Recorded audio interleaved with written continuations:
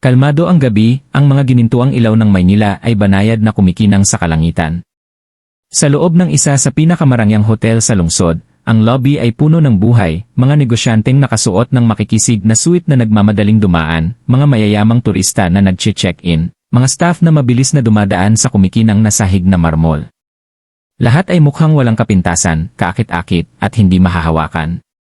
Pagkatapos, sa pamamagitan ng matataas na pintong salamin, isang lalaki ang pumasok. Simpleng puting kamiseta.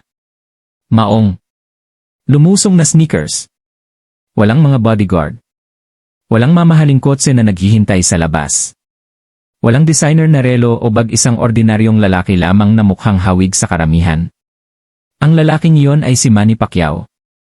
Ngunit narito ang kakaibang pangyayari, kung wala ang spotlight, kung wala ang boxing gloves, kung wala ang entablado ng Senado, karamihan sa mga tao ay hindi siya nakilala. Para sa mga abalang staff ng hotel, mukha lamang siyang ibang bisita.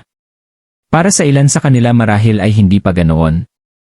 Habang naglalakad si Manny papunta sa reception desk, mabilis siyang tiningnan ng mga staff mula ulo hanggang paa.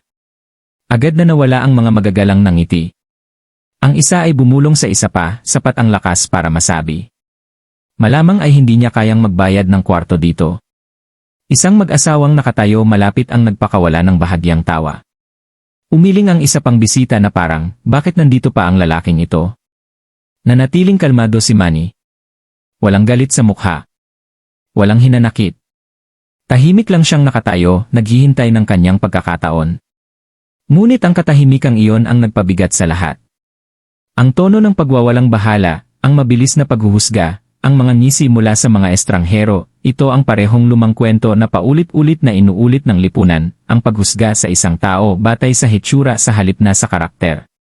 Doon mismo sa kumikinang na lobby na yon, ang unang kislap ng alitan ay nagliyab.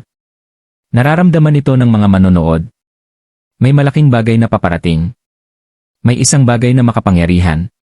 Dahil ang hindi alam ng mga staff, ang hindi maisip ng mga tumatawang bisitang iyon, ay ang lalaking tahimik nilang iniinsulto, ay hindi lamang isa sa mga pinakadakilang boksingero na nabuhay, kundi isang lalaking ang buong buhay ay itinayo sa paglaban sa kawalang galang, kahirapan, at pagtatangi. Nakahanda na ang entablado. Ang ordinaryo ay naging pambihira. At lahat sa loob ng hotel at sa likod ng screen ay naiwan na nagtataka.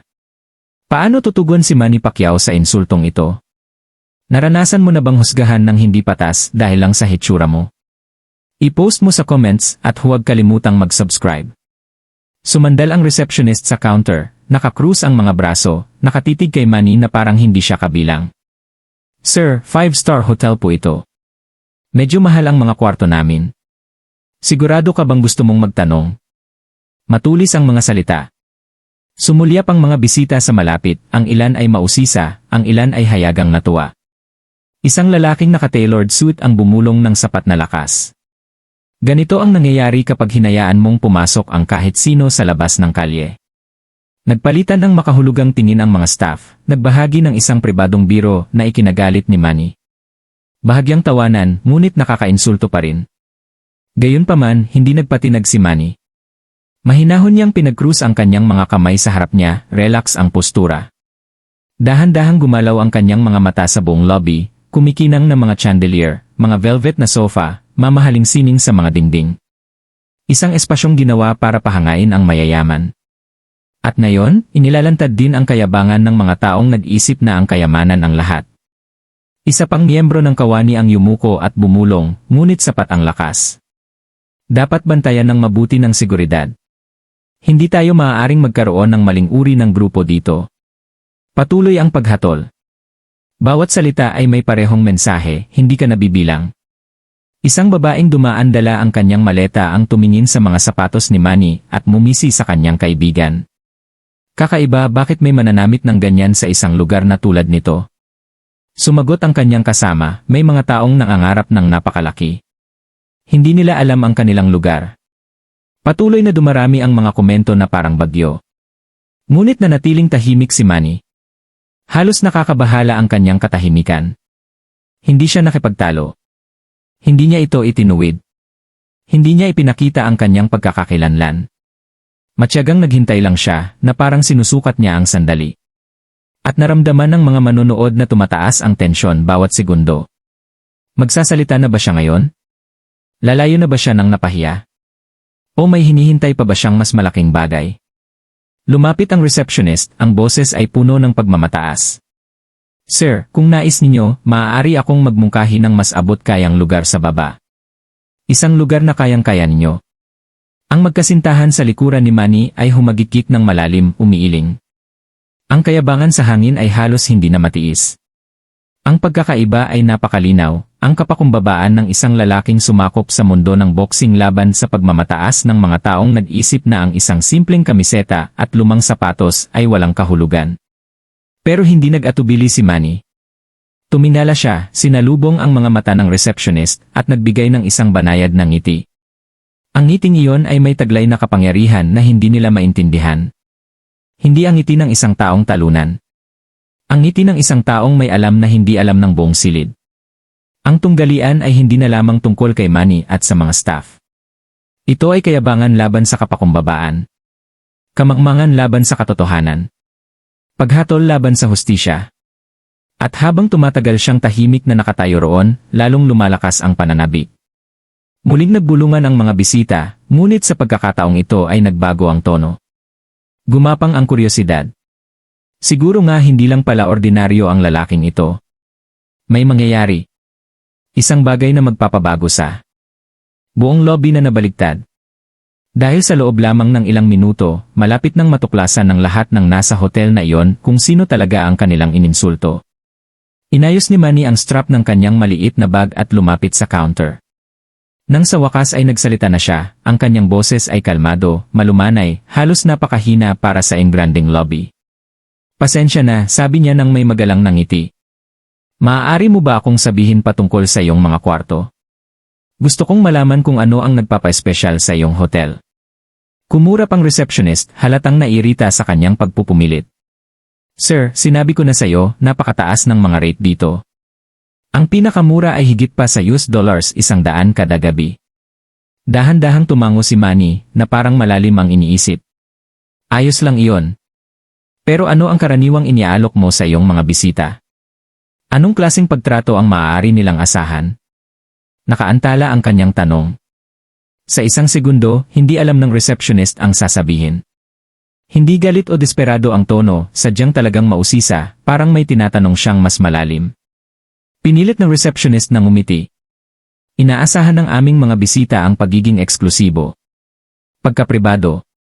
Nagsiserbisyo kami sa mga taong sanay sa luho, mga taong kayang bayaran ito. Humagalpak ng tawa ang isang negosyante sa malapit. Sa tingin ko ang ibig niyang sabihin ay mga taong hindi katulad mo. Ilang pigil na tawa mula sa pila. Sumulyap si Manny sa lalaki, pagkatapos ay bumalik sa receptionist. Nanatili ang kanyang ngiti. Yumuko siya ng kaunti at nagtanong. Naniniwala ka ba na ang luho ay tungkol lamang sa pera o tungkol din ito sa kung paano mo tinatrato ang mga tao, kahit sino pa sila? Hindi komportableng gumalaw ang receptionist. Siyempre, tinatrato namin ang aming mga bisita ng may paggalang, mabilis niyang sabi, iniiwasan ang kanyang mga mata. Kahit iyong mga hindi mo kilala. Nanatiling kalmado ang boses ni Manny, ngunit mabigat ang mga salita. Nagtataka lang ako, naiisip mo ba kung ano ang pakiramdam na hinusgahan? Hindi batay sa iyong puso o sa iyong pagkatao, kundi sa damit na iyong suot. Napalunok ng malalim ang receptionist. Humina ang katahimikan. Nag-iba ang tingin ng mga bisita. Nawala ang mga ngiti. Ang usapan ay naging mas malaki pa kaysa sa pag-check-in sa hotel. Bahagyang ikiniling ni Manny ang kanyang ulo, nakangiti ng mabait ngunit matalas. Paano kung sabihin ko sa iyo na hindi ako pumunta rito para lang mag-book ng kwarto? Paano kung pumunta ako para makita kung paano tinatrato ng mga tao ang mga estranghero? Mga taong hindi nila kilala. Ang kanyang mga salita ay bumagsak na parang bato sa payapang tubig. Kumalat ang mga alon sa buong lobby. Umiwas ng tingin ang negosyanteng nangutya sa kanya kanina. Nawala ang tawanan. Para sa mga manunood ng YouTube, ito ang pinakamataas na pakikipag-ugnayan. Ang kwento ay naging isang pagsubok sa moralidad mula sa simpleng insulto. Kung ikaw ang nakatayo sa lugar ni Manny ngayon, mananahimik ka ba, lalayo, o magtatanong ng mga bagay na talagang mahalaga? Sabihin sa amin sa mga komento. Pagbalik sa lobby, sa wakas ay nauutal ang receptionist. Sir, hindi ko po sinasadyang masaktan kayo. Kami lang may mga inaasahan kami rito. Marahang tumango si Manny. Naiintindihan ko. Mahalaga ang mga inaasahan. Pero mahalaga rin ang respeto. Wala itong bayad pero mahalaga ito sa lahat. Hindi na nakapagpigil ang kasambahay na nakikinig. Bumulong siya sa isa pang miyembro ng staff. Si Manny Pacquiao, yan ang senador, ang kampiyon. At ganoon na lang, sasabog na ang kwento. Parang hangin ang bulong-bulungan sa lobby. Si Manny Pacquiao yan. Kumulot ang noo ng mga staff dahil sa hindi makapaniwala. Nanlaki ang mga mata ng receptionist na wala ng tiwala sa sarili. Yumuko ang mga bisita, sinusubukang kumpirmahin. Siya ba talaga yan? Habang naguguluhan ang silid, nanatiling kalmado si Manny. Tumango siya ng bahagya sa kasambahay, parang tahimik na pasasalamat sa pagkilala sa kanya. Pagkatapos, natural lang, sumandal siya sa counter at nagsimulang magsalita, hindi nagyayabang, kundi nagbabahagi ng isang bagay na mas malalim. Alam mo, noong bata pa ako, wala akong karangyaan sa mga hotel. May mga gabi na wala pa akong kama. Tumahimik ang lobby. Kahit ang mga taong nang uyam sa kanya kanina ay tumigil para makinig. Lumaki ako sa General Santos. Napakahirap ng pamilya ko.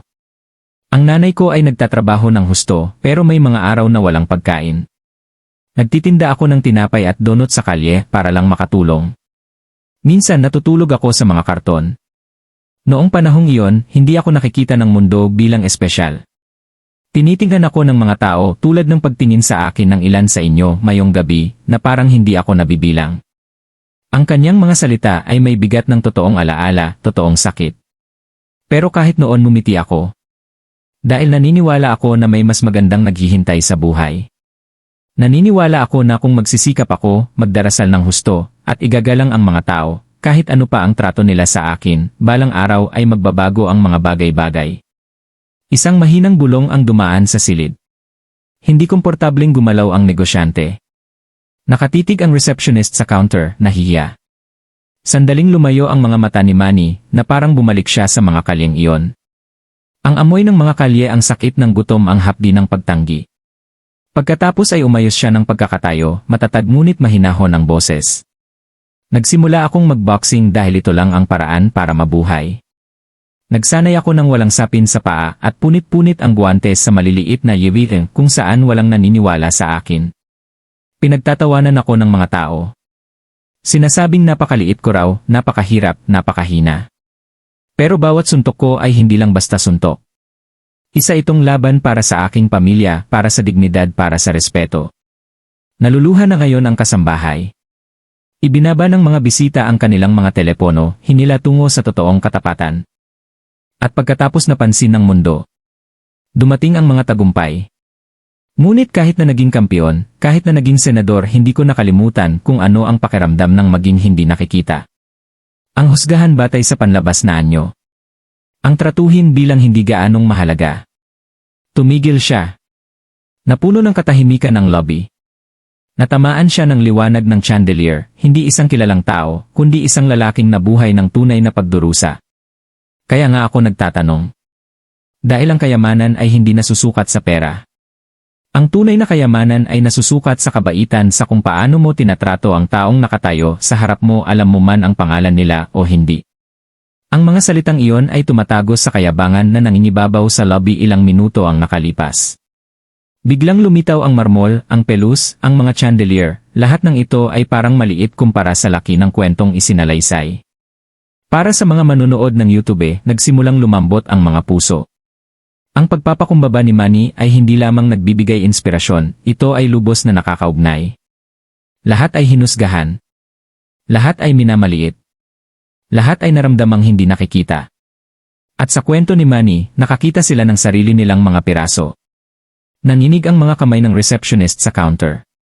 Hindi lang nila basta ininsulto ang isang kampiyon, ininsulto nila ang isang lalaking alam ang pagdurusa na mas malalim kaysa sa kanilang inaakala. Natahimik ng tuluyan ng lobby. Pagkatapos, ang kasambahay, habang pinupunasan ang kanyang mga mata, ay nagsalita ng mas malakas sa pagkakataong ito. Hindi siya basta-basta. Siya si Manny Pacquiao. Ang kampiyon ng bayan. Isang senador. Isa sa mga pinakadakilang boksinggero na nabuhay kailanman. Parang kulog ang hatol. Napasinghap ang mga bisita. Lumingon ang mga tao. Nawalan ng kulay ang mukha ng negosyante. Nabitawan ng isang babae ang kanyang telepono. Nauutal ang receptionist, gumagalaw ang mga labi ngunit walang tunog. Nawala ang kayabangan, napalitan ng kawalan ng paniniwala at takot. Sumabog ang mga bulong. Teka, siya ba yan? Ang world champion? Paano natin siya hindi nakilala? Sumugod ang isang bellboy. Tutu. Nakita ko na siya sa Rie, si Manny Pacquiao talaga yan. Sa loob ng ilang segundo, nagbago ang mood mula sa pangungutya patungo sa pagkamangha, kahihiyan, at panghihinayang. Nagmadaling lumabas ang manager matapos marinig ang ingay. Nanlaki ang kanyang mga mata nang makita kung sino ito. Mabilis siyang yumuko. Senador Pacquiao, ang aking lubos na pasensya kung ang aking mga tauhan. Marahan na itinaas ni Manny ang isang kamay, pinigilan siya. Hindi ako narito para ipahiya ang sinuman. Gusto ko lang makita kung paano tinatrato ang mga tao kapag hindi sila nakasuot ng suit, kapag hindi sila dumating gamit ang isang mamahaling kotse. Mas malakas ang dating ng mga salita kaysa sa anumang suntok. Nagbago ang mga bisita. Dumating ang realisasyon. Bumulong ang isang babae sa kanyang asawa. Kinutya namin siya at siya ang taong nagtayo ng mga bahay para sa mga mahihirap. Isa pang bisita. Nag-donate siya ng milyon-milyon pagkatapos ng mga sakuna at pinagdudahan namin siya dahil sa kanyang sapatos. Mabilis na kumalat ang kahihiyan. Sa wakas ay nagsalita ang receptionist, nanginginig ang boses. Sir, hindi ko sinasadyang hindi ka galang-galangin. Hindi ko alam kung sino ka. Lumambot ang mga mata ni Manny, ngunit nanatiling matatag ang kanyang tugon. Iyan ang problema. Ang respeto ay hindi dapat nakadepende sa pagkilala. Dapat itong ibigay sa lahat, alam mo man ang pangalan nila o hindi. Lalong tumahimik ang lobby. Pagkatapos ay humarap si Manny sa manager. Sabihin mo sa akin paano mo sinasanay ang iyong mga tauhan na tratuhin ang mga estranghero. Tinuturuan mo lang ba silang umiti sa mga taong mukhang mayaman o ipinapaalala mo ba sa kanila na walang bayad ang kabaitan? Walang maisagot ang manager. Pawis sa noo. Pero nag-react ang mga tao. Bumulong ang isang batang bellboy. Tama siya, minsan nakakalimutan natin.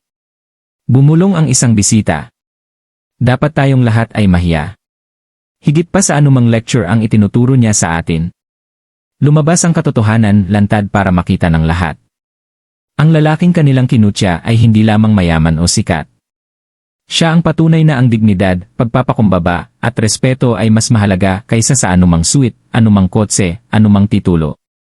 At sa sandaling iyon, napagdesisyonan na ni Manny ang kanyang gagawin. Hindi siya sisigaw. Hindi siya maghihiganti. Malapit na siyang gumawa ng isang bagay na magpapabago sa kayabangan ng buong lobby tungo sa isang kwento ng hustisya at inspirasyon. Nakatutok ang lahat sa kanya. Tumikhim ang manager ng may kaba. Senador Pacquiao, pakiusap, hayaan mo akong itama ito. Bibigyan ka namin ng pinakamagandang suite, libre. Marahan na itinaas ni Manny ang kanyang kamay. Hindi.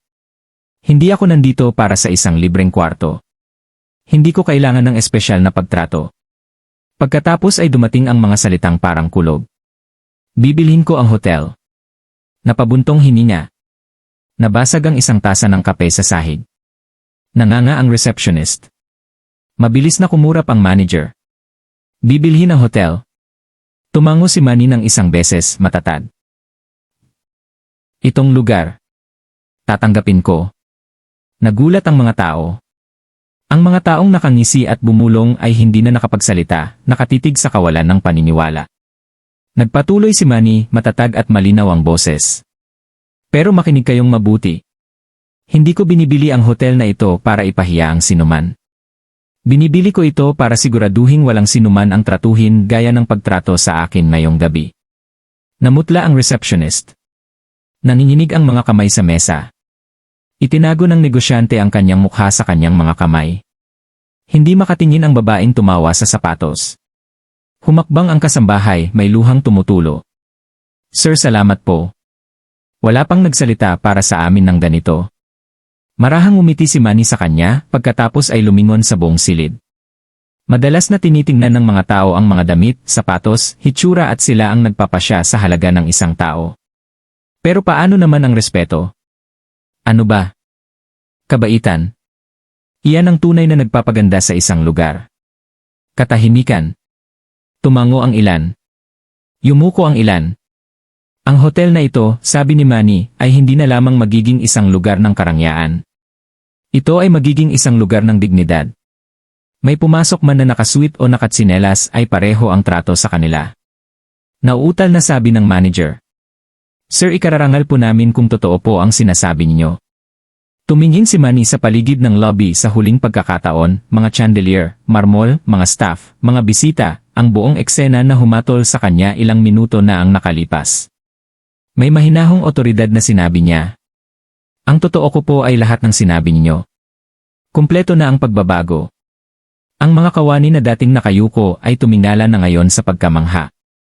Ang aroganteng receptionist ay halos maiyak na, bumubulong ng paghingi ng tawad.